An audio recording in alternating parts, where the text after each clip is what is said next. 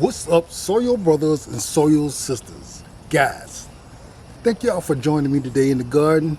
One thing we do as homesteaders in a small space is we try to do succession planting.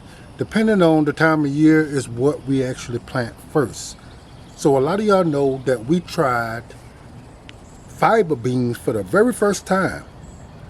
We enjoyed the taste of fiber beans, and the great thing about them is that you can plant them at a time where nothing else is really doing anything. So I planted my fiber beans probably around by October, November, in that area. So the great thing about fiber beans, you can plant them in the ground in zones probably up to zone 7, overwinter them in the ground. They will start growing during the spring, and they'll be one of the first crops that you'll be able to enjoy out of your garden. So, my fiber beans, that pretty much did what they're gonna do. I do have a couple extra beans left on them. I'm gonna go ahead and harvest them.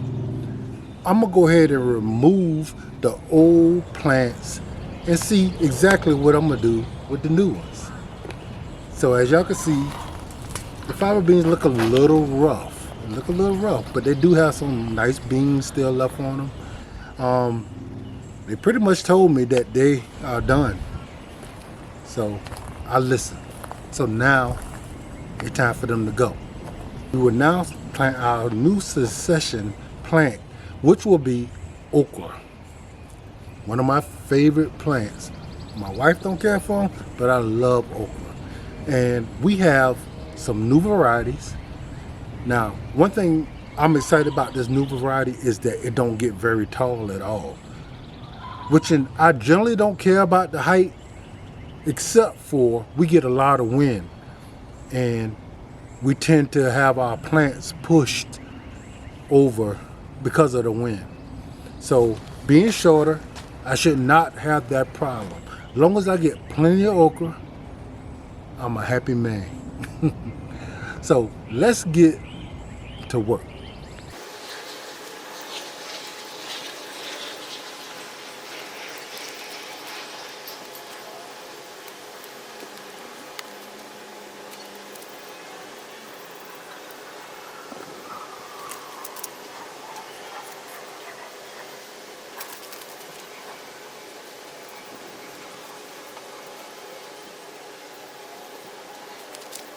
All right, fam. So we have what's left of the harvest of the fiber beans. So we did do a nice harvest not too long ago and got us a good bit of fiber beans. So what we didn't get before was some of the dry beans. So these stayed on the plant long enough for them to dry out. So this is what the pod looked like,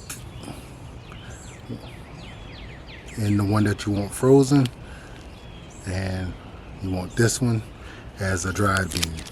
However you store your dry beans, you can store this one the same way.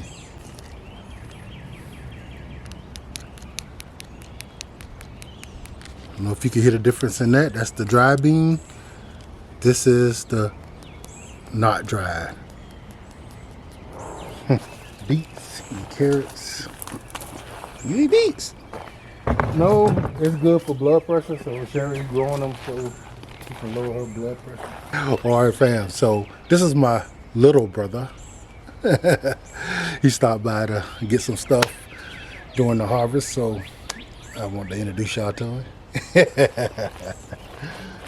All right, guys. So we gonna go ahead and clear this space out so we can get growing.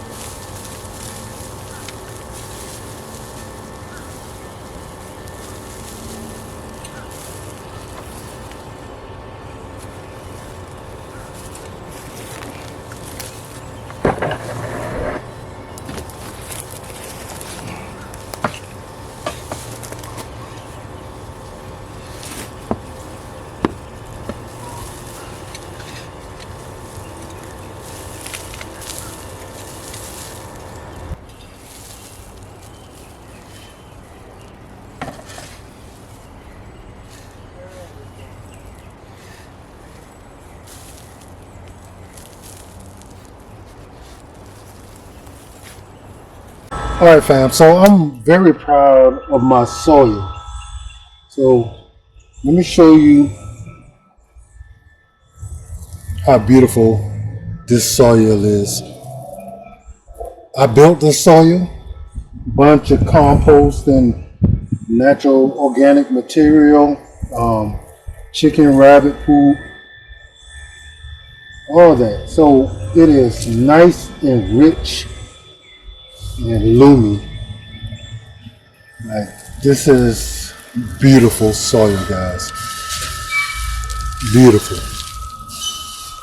And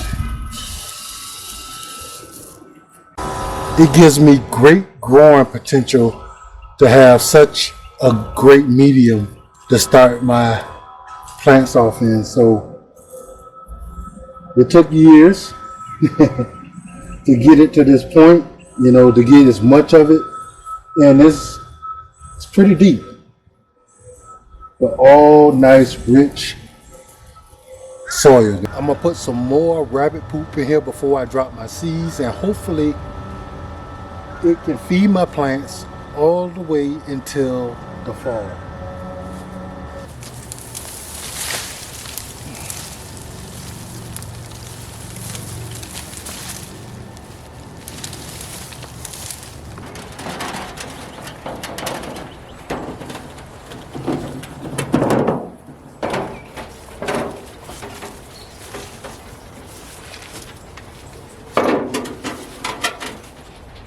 All right, fam. So we at the rabbit hutches, and we keep our rabbits in cages that's up about 3 feet off the ground. They have wire bottoms, so whenever they urinate or poop, it drops on the ground underneath the cages, where I come and collect it and put it in the garden and around all my plants. Rabbit manure is an excellent source of all the nutrients your plant actually needs, guys. So if you got rabbits and you're not utilizing it, you're wasting. And if you don't have rabbits, you might need to think about getting them.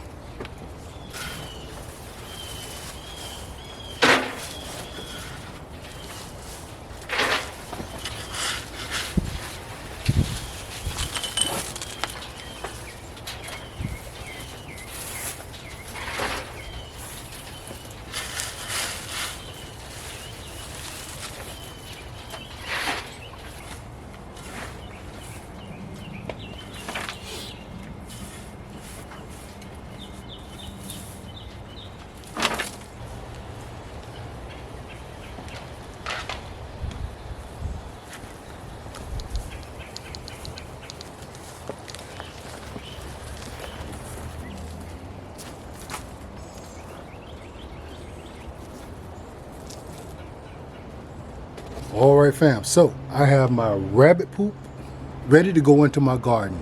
But on a side note, that's just not rabbit poop. It is also worm casters. Yes, I put worms under my rabbit bins so my worms can then eat the rabbit poop and in turn give me casters. So I have rabbit poop and worm casters all in one big pile. Good for the garden.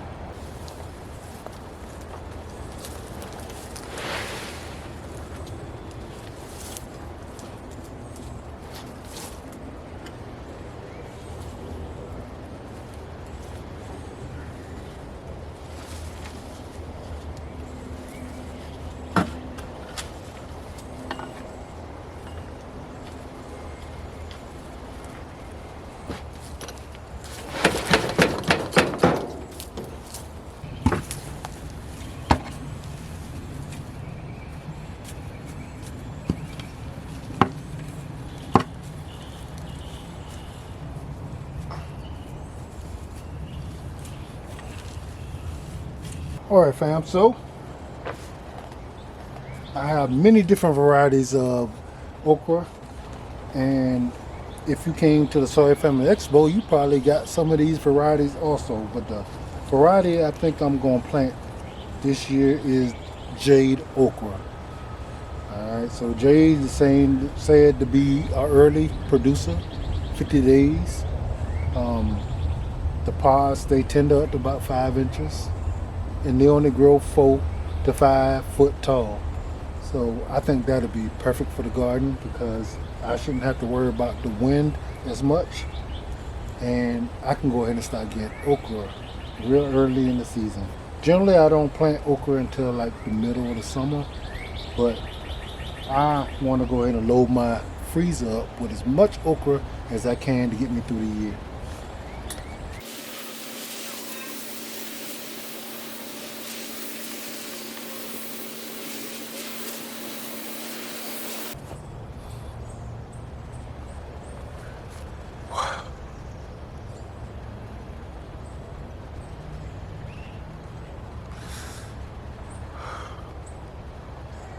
All right, fam. So I want to thank y'all all for joining me on this amazing day of harvesting and planting. I pray that your harvest is as bountiful as ours. Until the next time, guys, peace.